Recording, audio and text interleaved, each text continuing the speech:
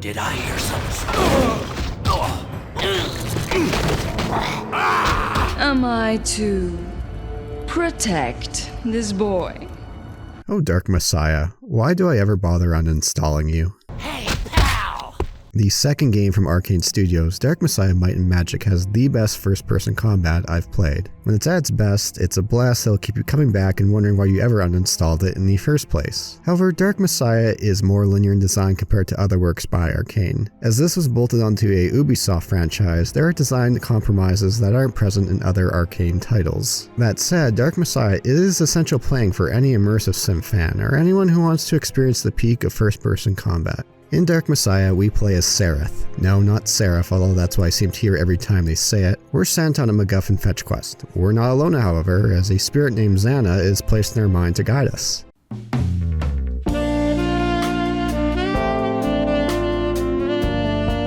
Hello there. Before we talk about the story, let's get into the meat and potatoes of Dark Messiah. Don't try to run! Dark Messiah is most well known for its wild combat system.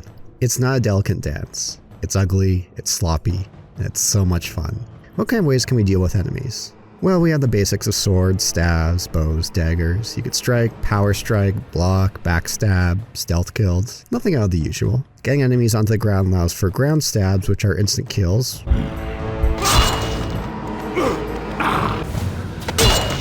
The amount of options we have here puts it above most first-person based combat systems. As well in Dark Messiah, we have usage of spells, like fire traps. Stop right there. Charm spells. Off go!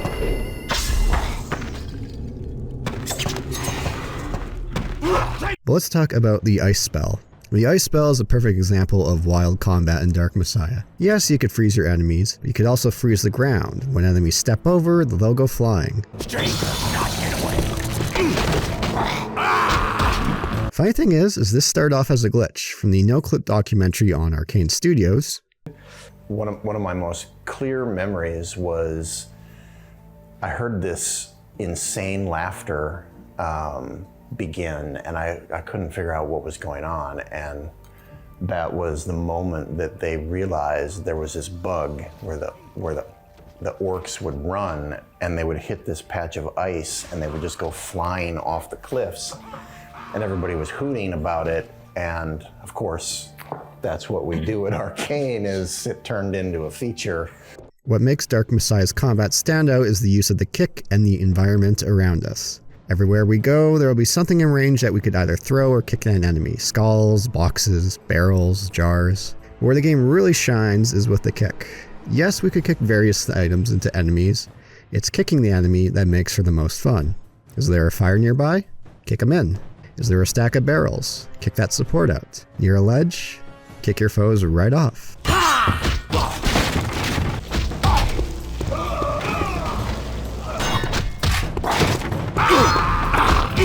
Are there spikes lying around?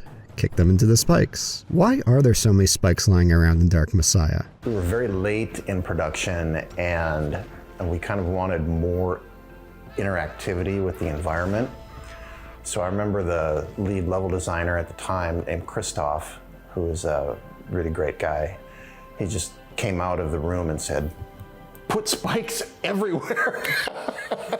In various areas throughout the game, there will be different things we could cut loose for some fun destruction, like a chandelier,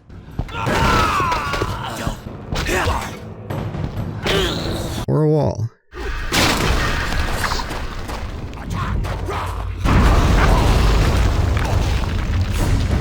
It's best to think of combat like a Jackie Chan fight scene. Yes, Jackie relies on his fists and kicks, but watch how he uses the environment around him. That's what we need to do to get the most out of the combat in Dark Messiah, and have the most fun and the most effective form of combat. It's combining all these elements together that makes Dark Messiah so much fun and replayable. No game has really been able to reach this level of quality first-person combat, whether Arkane titles or other studios. It's a shame really, it's untapped potential. I have seen a few upcoming indie games that are looking to take this idea and run with it. Hey, pal!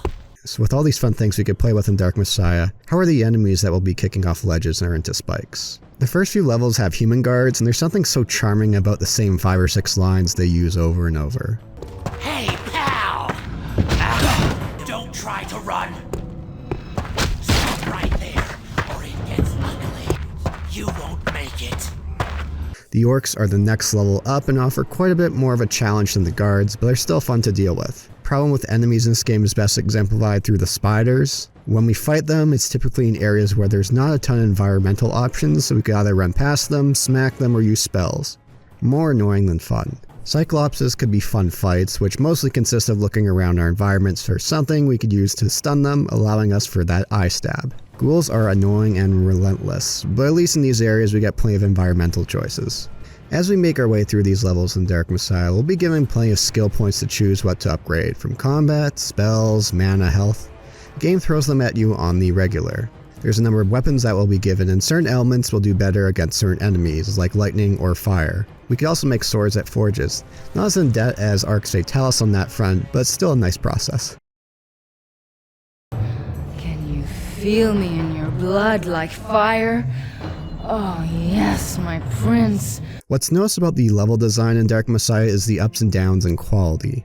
While there are a number of them that have that arcane quality that we've come to expect, there are sections of the game where they're not playing with their best foot forward. I'd wager that this is a result of being bolted onto an Ubisoft franchise. The tutorial gives a good indication of what we are to expect from Dark Messiah as a whole, which makes the first level fairly jarring. Quite a bit on rails, a cinematic beginning with a turret section, which feels out of place from the rest of the game. Mind you, this was 2006, just around when this trend of cinematic gaming was starting to really kick off. Wouldn't shock me if this was mandated by Ubisoft. Level 2 is where things really start to click into place. Now we're in more open environments with many more ways of dealing with enemies. And then the next level, we have a chase section that again feels out of place with the rest of the game. I wouldn't be surprised if this is Ubisoft mandated. But again, we get back to the areas to where the game really kicks in and where the game is at its best, giving us open areas with plenty of environmental uses while dealing with enemies. There are sections of Dark Messiah that require the use of rope arrows and platforming, which could be very frustrating for us.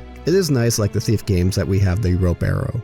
That said, the rope can be a bit iffy. There are a number of times I'd use a rope on a wood surface to try to jump up on the top of that surface, but overshoot and then fall to my death. Maybe it was a Source Engine thing, but it wasn't until Dishonored that Arkane nailed the platforming field. These areas are fine for pacing as a breather from combat. It's just too bad that the platforming can be a bit iffy. Eventually we'll get to tap into our demon powers, which allows us to bring out that inner demon and go mess up some enemies. To be honest, I didn't use it that much. It's not as fun as kicking enemies into things. In a way, this demon mode reminds me somewhat of Shadow Walk, a power Emily could use in Dishonored 2. Last stretch of the game, however, focuses on what Dark Messiah does best, even if it does have a lackluster final boss.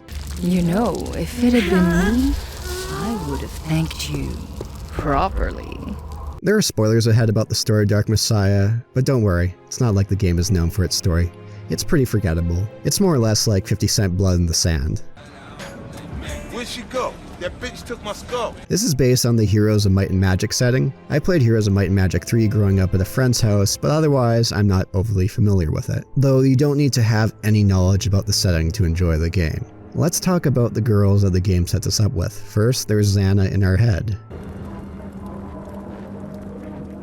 By the way, my name is Xana.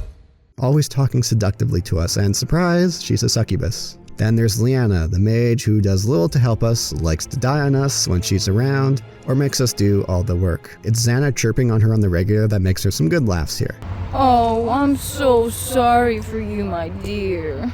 But there's nothing you could have done to save her. Besides, just between us, she wasn't your type. Isn't it nice of her to let us do all the work? And by we, she means you. Not very honest, is she?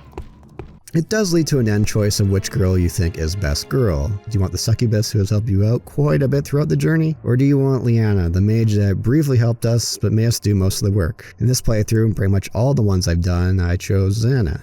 It is pretty amusing though to go to the herb cleansing her and how she reacts. And then backstepping. Master, I'll do anything you ask. I'll be yours forever. Ah, yes, my love. Yes. You choose wisely, Sareth. Truly, you were meant to rule.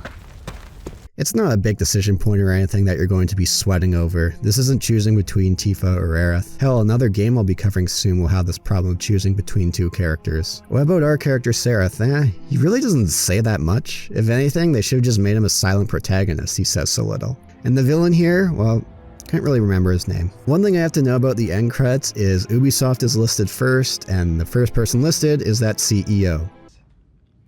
However, before we start, I'd like Why to does say he a not few blink? words about internal issues that have come to light recently. Come This on, summer, blink, blink, we learned blink. that While it's the most linear and design compromised Arkane title, Dark Messiah more than makes up for it with its combat system that's more or less been unmatched in the first person space since its release. If you haven't played it yet, what are you doing, pal? It should be part of every immersive Sims fan library. Or if you haven't played in a while, go fire it up and get that foot a kickin'.